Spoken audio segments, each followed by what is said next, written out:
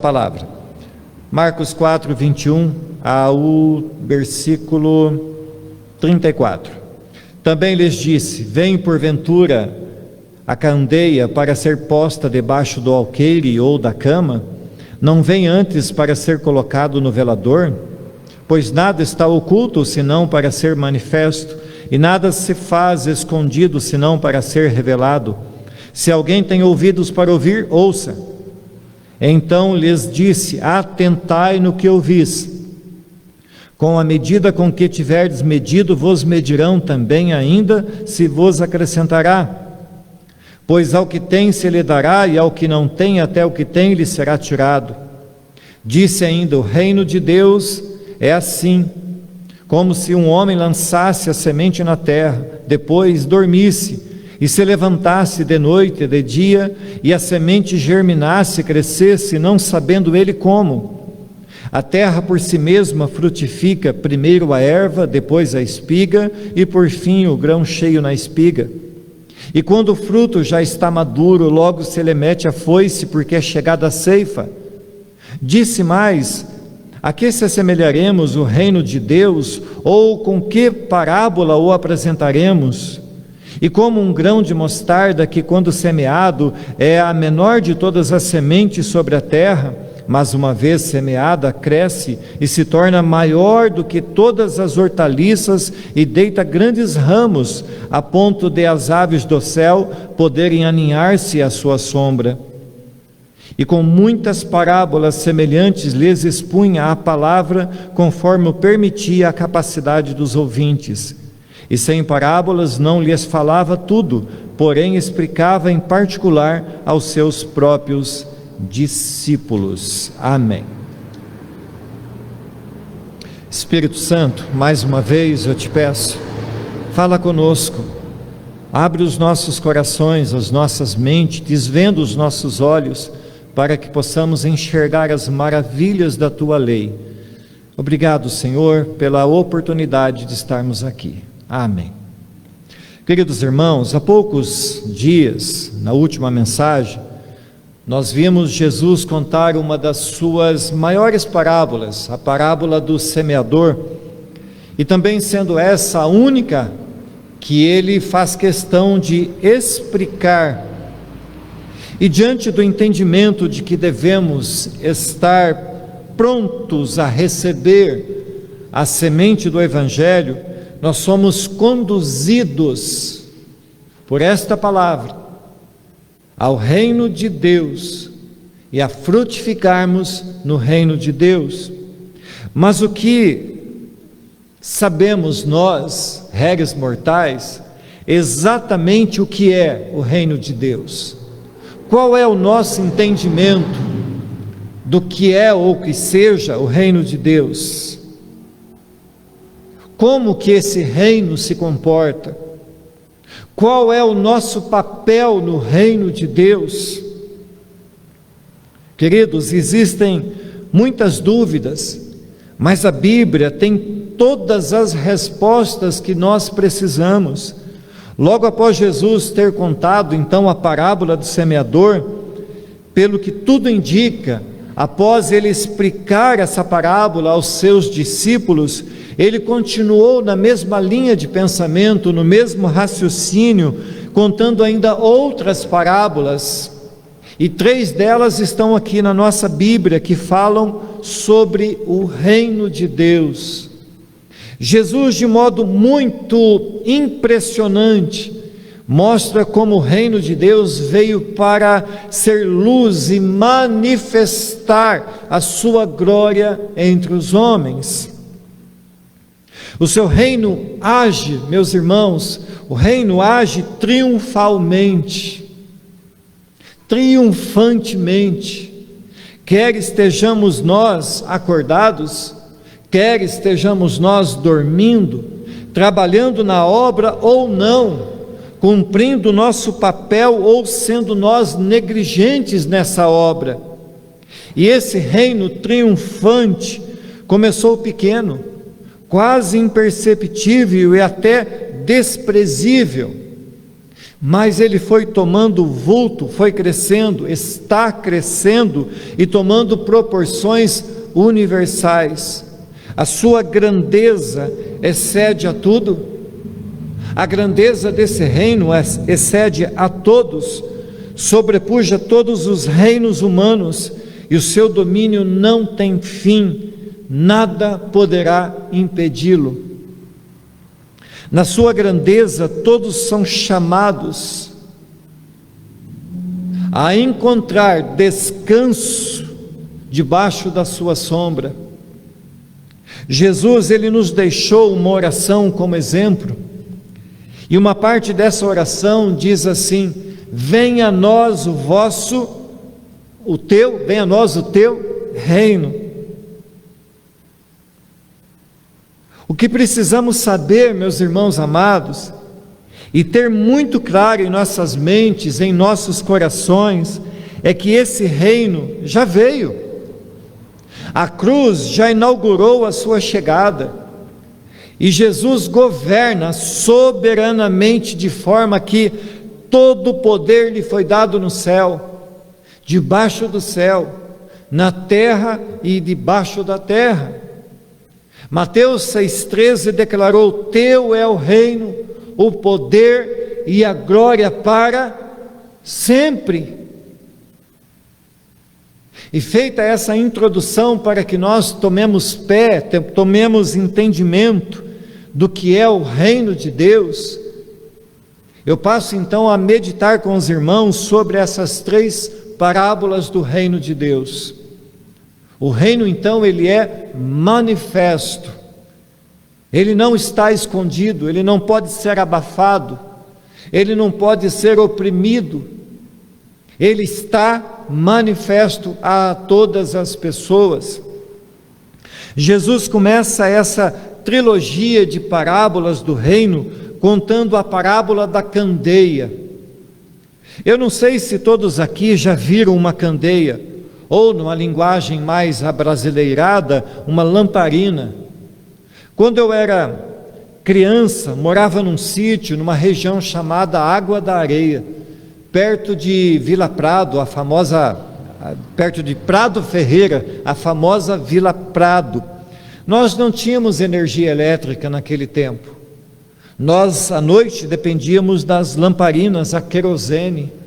Eu lembro, irmãos, que o teto da casa ficava todo pretinho, por causa das fuligens que subiam, e era gostoso ali à noite, à luz de lamparina, ver meus pais conversando, contando histórias.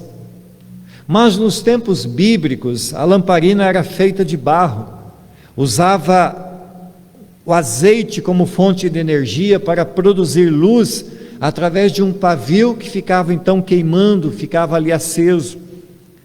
E Jesus então, ao contar suas parábolas, ele usa elementos conhecidos, elementos do hábito normal das pessoas, da cultura da sua época, para explicar o funcionamento do reino de Deus. E a sua primeira figura então é justamente a candeia, ou a lamparina, a qual ele categoricamente afirma que, após acesa, deveria ser posta num lugar alto, num velador, para que o cômodo todo onde aquela lâmpada estivesse acesa fosse então iluminado. Vejamos então, irmãos, o verso 21. Também lhes disse: vem porventura a candeia para ser posta debaixo do alqueire ou da cama? Não vem antes para ser colocada no velador? A primeira coisa, meus irmãos, que precisamos entender aqui é que a candeia da qual Jesus está falando se trata dele mesmo. Jesus é a candeia. E qual é a função da candeia? Iluminar. Portanto, que sentido haveria de acender uma candeia e colocá-la debaixo da cama? Ou, após estar acesa, escondê-la dentro de um alqueire? Alqueire era um cesto usado para medidas, um cesto de aproximadamente 9 litros. O que Jesus está querendo ensinar a nós, meus irmãos, e aos seus discípulos naquela ocasião, O que ele quer dizer com isso? O que essa parábola tem a nos ensinar? A Bíblia nos ensina que tudo tem o seu tempo certo. Com Jesus isso também foi. Houve um tempo certo para o ministério de Jesus efervescer, tornar-se conhecido, trazer a público a sua luz. Ele precisou esvaziar-se da sua glória, ser gerado na barriga da criatura, passar por todo o processo da infância, da adolescência, da juventude, e somente por volta dos seus 30 anos de idade, foi quando ele começou o seu ministério público em período integral. Mas ainda, irmãos, não era o tempo de ser manifesto totalmente. Até os demônios queriam expor Jesus publicamente, mas Jesus falava: calem-se, emudecem-se, não é tempo ainda. João, ao falar de Jesus, ele escreve: a vida estava nele e a vida era a luz dos homens. A luz resplandece nas trevas e as trevas não prevaleceram contra ela. O que Jesus está ensinando aos seus ouvintes era que ele mesmo, sendo uma candeia que traria luz ao mundo todo, visto que ele era a luz que nada poderia deter, ainda não deveria ser manifesto naquela ocasião totalmente ao mundo. Mas logo chegaria a hora, e estava muito próximo dessa luz ser manifestada no alto de um monte, no alto de uma cruz.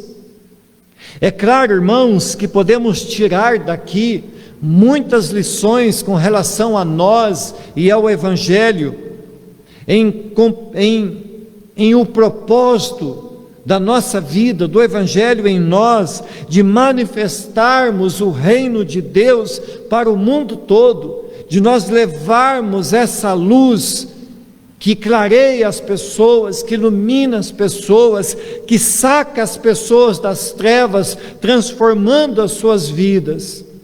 Se todos nós estamos cientes de que Jesus, ao decretar a grande comissão, que consiste em ir e pregar o Evangelho ao mundo todo, sendo nós mesmos, tendo sido um dia alcançados por Ele, se negligenciarmos suas ordens,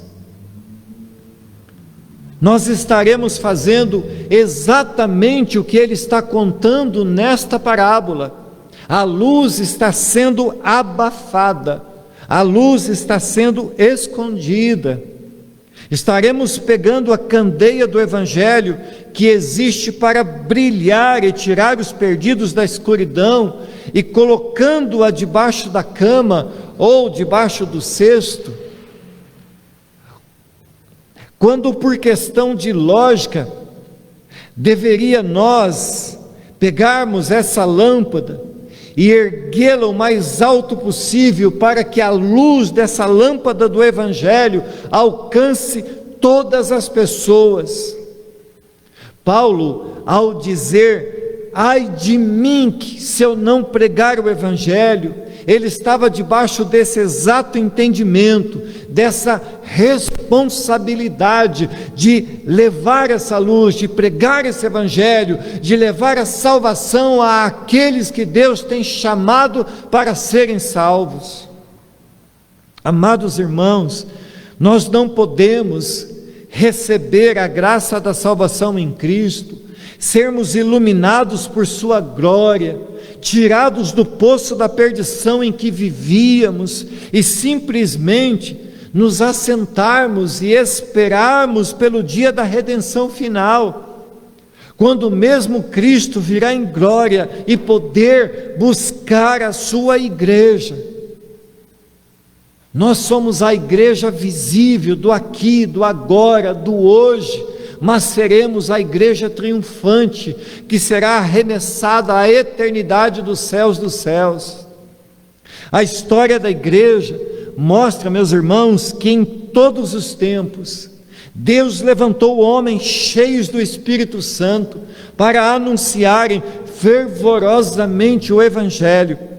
Esses homens eram como tochas acesas com o mais vívido fogo. Seus corações queimavam pelo desejo de pregar a Cristo e esse crucificado.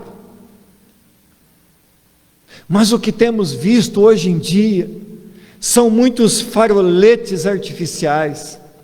Possuem uma luz que não queima, uma luz que não esquenta, uma luz que não transforma. Pregam um evangelho xoxo, sem poder, sem cruz. Sua luz é fria e serve somente para evidenciar o ego do palestrante. Esses homens estão vivendo um eclipse espiritual, uma escuridão espiritual. João o Batista dizia que eu diminua e que ele cresça. Não é a glória do pregador, é a glória de Cristo. Não é o nome da igreja, é o nome de Cristo. Não é a cara do pregador estampada no painel da igreja, é a cruz de Cristo sendo levada às pessoas, edificada, mostrada, realçada. É a glória da salvação, da obra de Cristo que tem que ser manifesta. R.C. Sproul, falando sobre esse eclipse que estava acontecendo, que está acontecendo no Evangelho, ele diz assim: eu acredito que nós estamos vendo um eclipse de Deus em nossos dias, não só na cultura secular que nos rodeia, mas dentro da igreja. Em um eclipse do sol, a lua passa entre a terra e o sol. A lua não destrói o sol, ela simplesmente o esconde.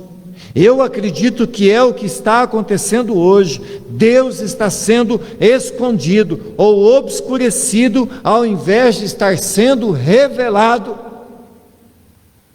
Esses pregadores da prosperidade, da confissão positiva, esses coaches emocionais, transformam o evangelho do reino numa noite enegrecida. E Jesus está falando: não abafem a luz do evangelho.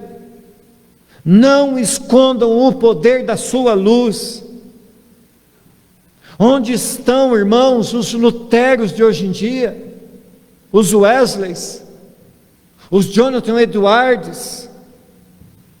Onde estão aqueles que se chama eu e você para pregar o Evangelho? Para levar luz àqueles que estão obscurecidos por causa dos seus pecados, por causa de suas mazelas, dos seus espinhos, das suas dores, das suas mágoas. Cabe a nós sermos os Wesleys de hoje, os Luteros de hoje. Se nós não fizermos, alguém fará. Se nós não clamarmos, as pedras clamarão. O reino de Deus não será detido pela nossa falta, pela nossa vagareza em pregar e em trabalhar para o reino de Deus. Ele continuará até o final e cumprirá o propósito determinado por Deus. E isso, irmãos, fica absolutamente claro na parábola da semente. Mas Jesus também estava ensinando aos seus discípulos que seu tempo ainda não havia chegado, mas chegaria em breve. E o verso 22 nos diz: pois nada está oculto, senão para ser manifesto, e nada se faz escondido, senão para ser revelado. Jesus não ficaria oculto para sempre. Dentro de pouco tempo, seguindo o propósito de sua vinda, tudo seria manifesto a todos. A cruz erguida no alto do monte, meus irmãos, se tornaria o holofote pelo qual o mundo inteiro seria iluminado pelo conhecimento e a glória do seu poder. Meus amados irmãos, isso é tão sério, tão importante, que Jesus no verso 23, logo na sequência, ele declara: se alguém tem ouvidos para ouvir, ouça. Um famoso pregador e escritor chamado Riley, J.C. Riley, escreveu: a fé vem pelo ouvir a palavra de Cristo. Somos incluídos em Cristo quando ouvimos a palavra da verdade. Pela pregação da palavra, a glória de Deus é manifesta, a fé é alimentada e o amor praticado. Muitos ouvem e desprezam, outros ouvem e esquecem. Há aqueles que ouvem deliberadamente e deixam para depois. Devemos inclinar os nossos ouvidos para atender o que ouvimos. Quem somos nós? Os que esquecem ou os que ouvem? Nós temos que ser, irmãos, culto após culto, pregação após pregação, leitura após leitura, música após música, aqueles que ouvem a palavra de Deus, que o seu coração está tombado pelo orado do Altíssimo e do Eterno Deus, para receber essa palavra e frutificar a 30, a 60 e a 100 por um. Jesus, ao dizer: se alguém tem ouvidos para ouvir, ouça, estava demonstrando aos seus discípulos que nem todos ouviriam as suas palavras. Mas, meus irmãos, se hoje ouvirmos a voz do Espírito Santo falando aos nossos corações, não podemos nos endurecer. Devemos buscar quebrantamento, devemos nos lançar ao peito de Jesus, como fazia o apóstolo João, e ouvir atentamente as suas ordens e obedecê-las. Devemos voltar os nossos olhos rapidamente para a parábola do semeador e lembrar que solos ruins não frutificam, mas solos bons frutificam grandemente. E ao lermos o verso 24, somos lançados no meio de um jogo de palavras. Então lhes disse: atentai no que ouvis, com a medida que tiverdes medido, vos medirão também, e ainda se vos acrescentará, pois ao que tem se lhe dará, e ao que não tem, até o que tem lhe será tirado. Que confusão de palavra é essa? Como que entendemos tudo isso? O cesto que escondia a candeia era exatamente e geralmente um cesto usado para medidas de cereais, medida de grãos. Jesus estava dizendo, irmãos, que se alguém esconder a palavra de Deus, dele também será escondida a sua palavra. Se alguém impedir que a luz do Evangelho alcance os perdidos na escuridão, dele também será tirado o direito a andar na luz. Não impeçais os pequeninos de virem até mim, diz Jesus. Os pequeninos não são apenas as crianças, mas aqueles que estão ainda obscurecidos pelo pecado e precisam ser achegados a Deus. Ai daqueles que impedirem as pessoas de ouvirem o Evangelho de Deus, lhes será tirado a parte do reino de Deus. Irmãos, todos nós temos responsabilidade de fazer o Evangelho frutificar. Nós podemos usar a parábola dos talentos para termos um bom entendimento disso. Quem souber administrar bem os talentos deixados pelo patrão, será engrandecido na sua volta. Mas aqueles que enterrarem o talento que Deus lhes tem dado, quando o patrão voltar, quando o Senhor da casa voltar, e isso fazendo referência ao nosso eterno Jesus, quando Ele voltar, aqueles que enterraram os seus talentos terão de prestar contas diante dEle. Devemos ainda pensar, irmãos, nesse versículo 25, pois ao que tem pois ao que tem se lhe dará, e ao que não tem, até o que tem lhe será tirado, como que se tratando do conhecimento de Deus. Quem busca conhecer mais a Deus, mais Deus se lhe apresentará e se lhe fará conhecido. Mas quem se distancia de Deus, quem não quer conhecer a Deus, quem não quer nada com Deus, mais Deus se distanciará dele também, mais Deus menos se revelará a ele também. Devemos lembrar que o maior de todos os castigos nessa vida é sermos deixados entregues a nós mesmos.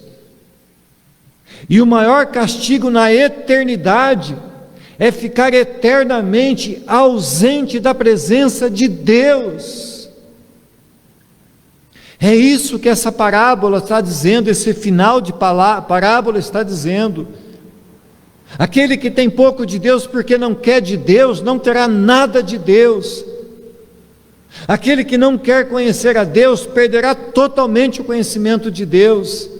Aquele que não quer viver com Deus hoje, viverá eternamente na eternidade sem Deus.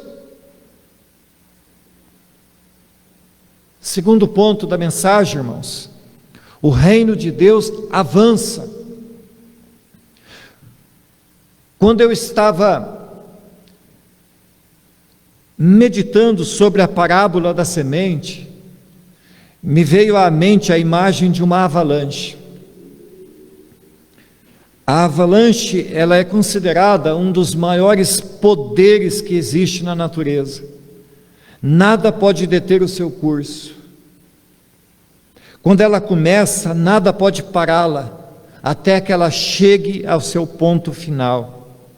Jesus, ao contar a parábola da semente, estava dando seguimento ao pensamento de que existe um propósito determinado por Deus quanto à vinda, à execução e à conclusão do seu reino. Assim como a luz que não pode ser escondida, é a semente que, após ser lançada ao solo, seguirá o que foi determinado por Deus para que ela faça. A semente da palavra de Deus segue cuidadosamente operada pelo poder do Espírito Santo para que cumpra eficazmente o seu propósito, de forma que o reino do eterno Deus avance. E o verso 26, 27, 28 e 29 disse ainda: o reino de Deus é assim como se um homem lançasse a semente à terra, depois dormisse, se levantasse de noite e de dia, e a semente germinasse e crescesse, não sabendo ele como. A terra por si mesma frutifica, primeiro a erva, depois a espiga, e por fim o grão cheio na espiga. E quando o fruto já está maduro, logo se lhe mete a foice, porque é chegada a ceifa. Jesus, como um bom mestre que era, segue na sua didática, ensinando seus discípulos sobre o agir poderoso do reino do seu Pai. Percebam, meus irmãos, que Jesus está ensinando que as coisas não devem acontecer quando esperamos, mas paulatinamente vão tomando forma até que finalmente, sem percebermos, tudo está pronto. Percebam uma coisa, meus irmãos. Hoje eu estava no mercado, depois que saímos aqui da igreja, fizemos a faxina na igreja, e por volta de 1h da tarde estávamos no mercado. Passou um rapaz com um microfone na mão, uma caixa de som, anunciando o reino de Deus. A minha esposa falou: Jesus está mesmo voltando. Todos os acontecimentos ao redor do mundo anunciam a volta de Cristo. O funil está de pé, o funil está gotejando as últimas gotas. Qual é a nossa percepção desse tempo, desse momento, do reino de Deus na nossa vida, na nossa casa, na nossa família, na nossa igreja?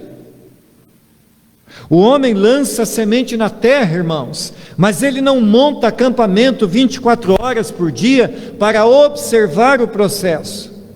Ele simplesmente planta a semente e segue o curso da sua vida, dormindo, acordando, e dia após dia segue a sua rotina de agricultor. Enquanto isso, sem estrondos, sem holofotes, a semente vai germinando e crescendo até que ela explode terra fora. Assim é o reino de Deus. A semente foi plantada, Jesus veio, viveu entre nós, foi morto, ressuscitou, foi exaltado e reina poderosamente, cheio de majestade. João escreveu: em verdade vos digo, se o grão de trigo caindo na terra não morrer, fica ele só, mas se morrer, produz muito fruto.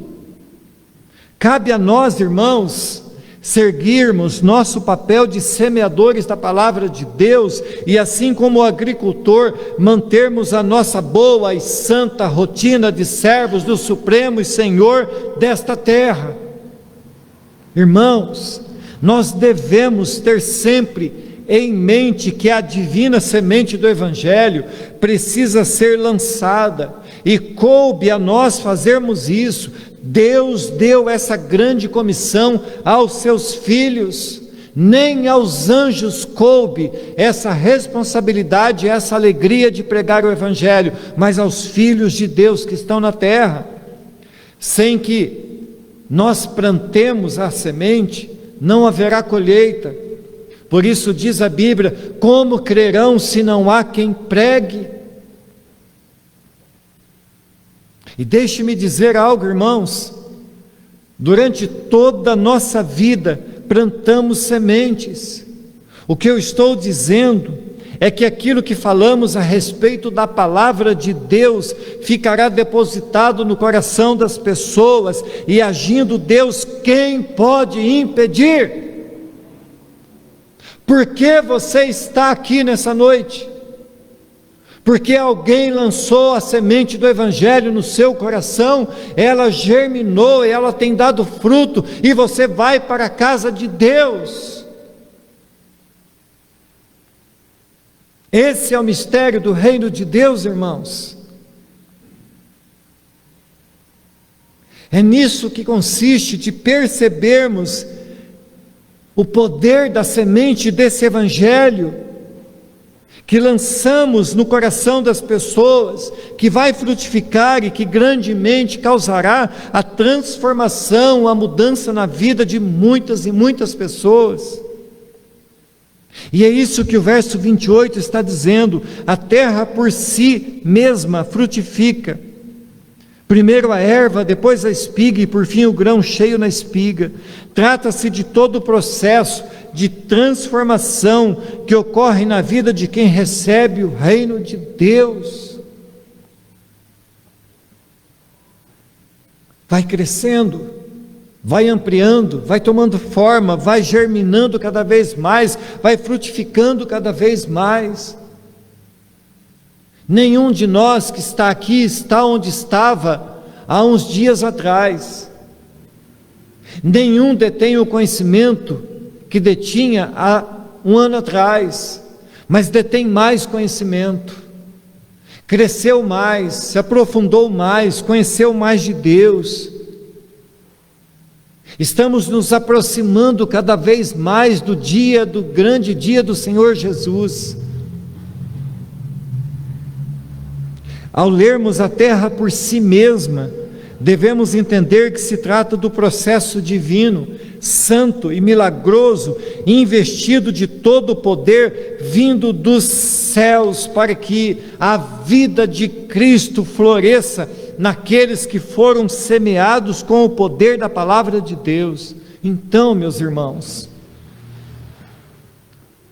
no grande dia do Senhor, na vinda gloriosa de Jesus, no dia da ceifa, serão colhidos todos os frutos de todas as sementes santas que foram plantadas. É disso que fala o verso 29. Ele está lançando um olhar para o futuro, está nos ensinando que o nosso trabalho no Senhor não é em vão. Pense na alegria vindoura, irmãos, de chegarmos lá no céu, e lá no céu nós vermos o Zé, e falarmos: Zé, você está aqui, Zé. E o Zé vai falar: lembra que você pregou para mim e eu fui salvo? Você também está aqui, Pedro?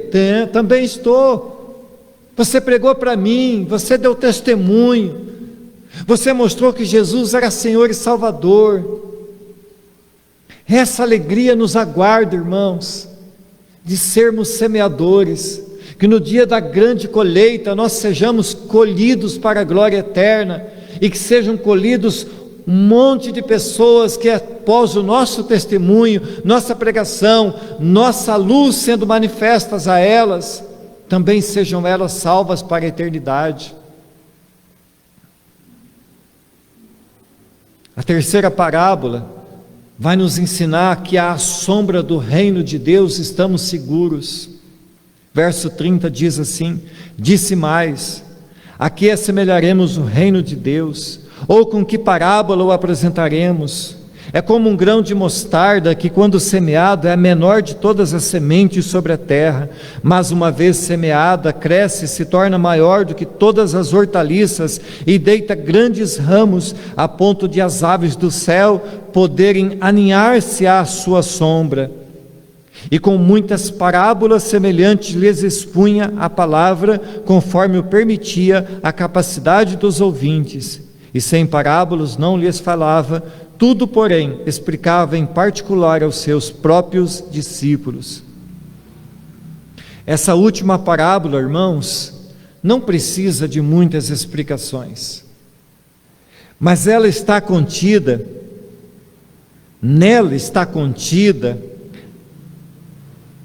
a graça salvadora de Jesus para todos os que nele creram, para todos os que nele creem.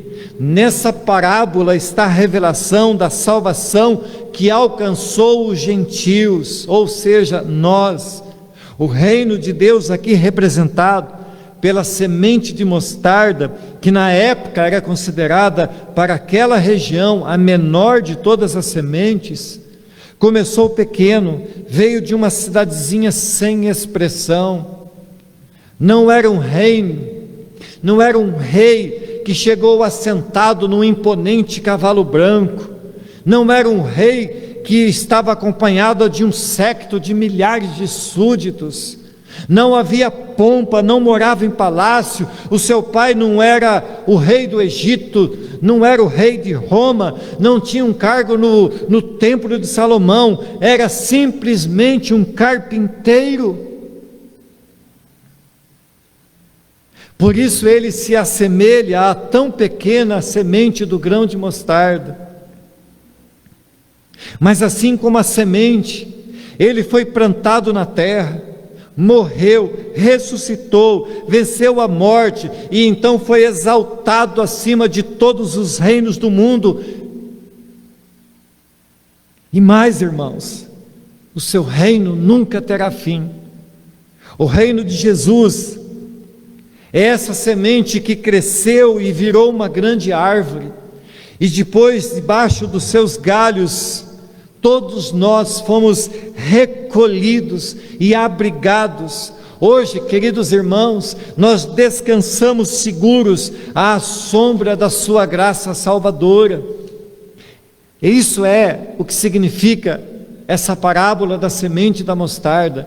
Jesus veio sem que ninguém o percebesse, foi anunciado aos pastores, nasceu numa simples manjedoura. Suas primeiras companhias eram os animais daquele lugar. Pode vir coisa alguma daquela cidade, Jesus veio como uma pequena semente de mostarda, mas hoje o seu reino tomou forma, cresceu, está crescendo, e universalmente todos verão, todos estão vendo. No último dia todo joelho se dobrará diante do seu poder e do seu reino. E para concluir, irmãos, nós devemos